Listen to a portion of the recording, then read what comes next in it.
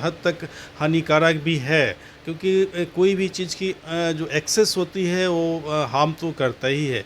तो मेरे विचार से यदि आप बहुत देर तक कानों में ईयर प्लग लगा के या ईयरफोन जो भी हो यूज करते हैं, वो कानों की जो नसें होती है सुनने की, उसको प्रभावित करती हैं लॉन्ग ड्यूरेशन में। तो मैं युवाओं को और युवतियों को एडवाइस देना चाहता हूँ कि जितना कम से कम हो उसको यूज करें। न्यूज़ फॉर नेशन के खास बातचीत में आप सभी का स्वागत है।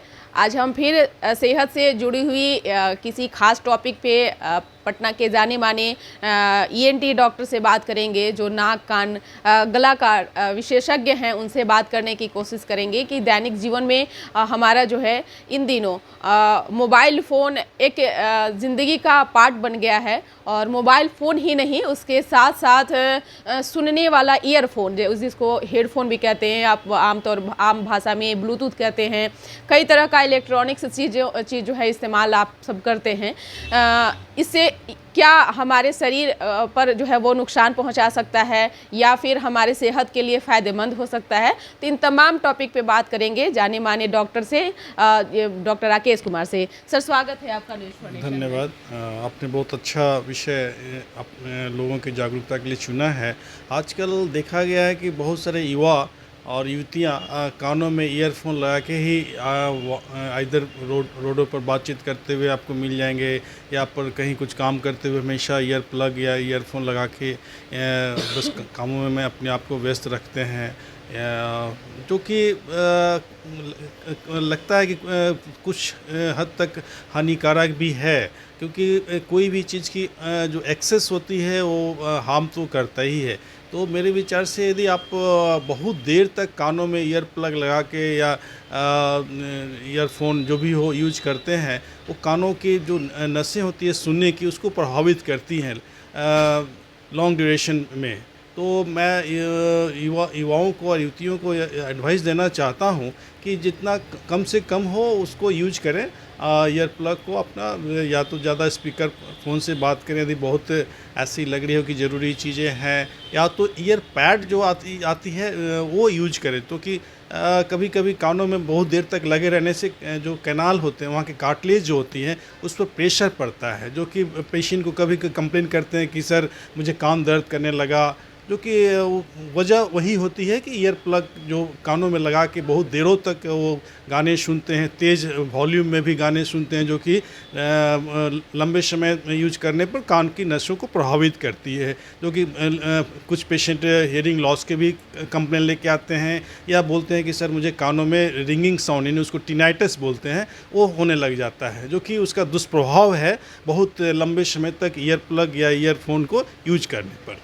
निश्चित तौर पे, लेकिन ये सिर्फ युवक और युवतियां ही नहीं है, बल्कि इसमें नवजात शिशु भी आजकल देखा जाए तो वो भी बिना मोबाइल फ़ोन के खाने नहीं। आजकल बच्चों में जो आजकल ऑनलाइन एजुकेशन होने लगे पढ़ाई, उसमें भी देखा गया कि बहुत सारे घरों में आजकल छोटे छोटे बच्चों भी ऑनलाइन क्लासेस के कारण कानों में ईयर प्लग लगा या ईयरफोन का यूज करते हैं। तो मेरे विचार से लंबे समय तक यूज करने पर वो भी किसी हद तक जरूर प्रभावित करती है सुनने की क्षमता को। तो कितने घंटे लोग इस्तेमाल इसका कर सकते हैं, मैक्सिमम क्या कुछ? देखिए, ऐसा तो कुछ नहीं, हर पर्सन टू पर्सन वैरी करता है, लेकिन मैं यही सलाह दूंगा कि जितना कम से कम यूज करें वो ज़्यादा अच्छा रहेगा।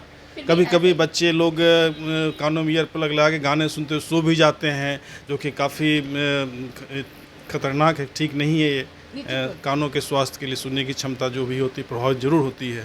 निश्चित तौर पे कभी कभी ऐसा देखा जाता है कि बहुत वॉल्यूम जो है वो तेज करके सुनते हैं, तो हमारे कान जो हैं उसके चदरे में अगले को सुनाई तो देता ही है, बगल वाले को भी सुनाई देने लगता है।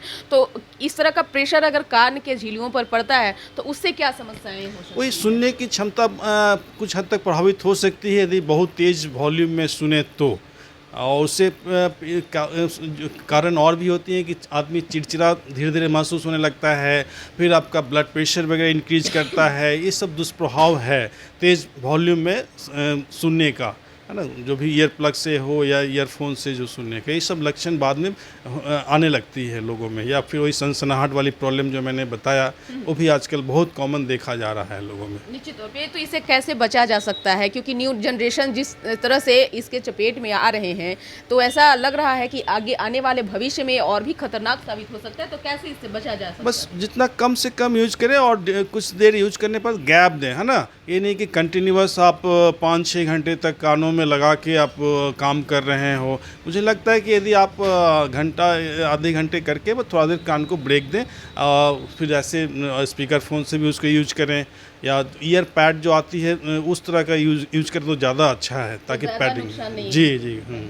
निश्चित तौर पे तो आप सुन रहे थे क्या कुछ कहना था पटना के जानी माने ईएनटी डॉक्टर राकेश कुमार का, जिन्होंने बताया कि युवा जनरेशन को किस तरह से ईयरफोन से खास तौर से बचना है, क्योंकि आम भाषा में अगर हम बात करें तो ये खबर सिर्फ शहर के ही लोग नहीं देखते हैं, ये खबर ग्रामीण इलाकों में भी जाता है। तो आप ध्यान से सुने कि जो हेडफोन आप इस्तेमाल करते हैं, आमतौर पे आप जो भाषा का यूज़ करते हैं, ये ईपी जिसको कहते हैं, ब्लूटूथ कहते हैं, तो उसको कितना और कैसे प्रयोग करना है तो हमारे सेहत पर जो है कोई असर नहीं डालेगा, लेकिन अगर इससे ज़्यादा आप इस्तेमाल करते हैं तो आपके शरीर के लिए ज़्यादा नुकसानदायक हो सकता है। और हेडफोन में भी कौन सा ज़्यादा आपके शरीर के लिए सूटेबल है, आपके कानों के लिए सबसे ज़्यादा सटीक है, तो उन्होंने डॉक्टर राकेश कुमार ने सलाह दिया है, तो आप उसको इस्तेमाल करिए और अपने कानों को स्वस्थ रखिए। अगले हम फिर टॉपिक के साथ आपके साथ हाजिर होंगे।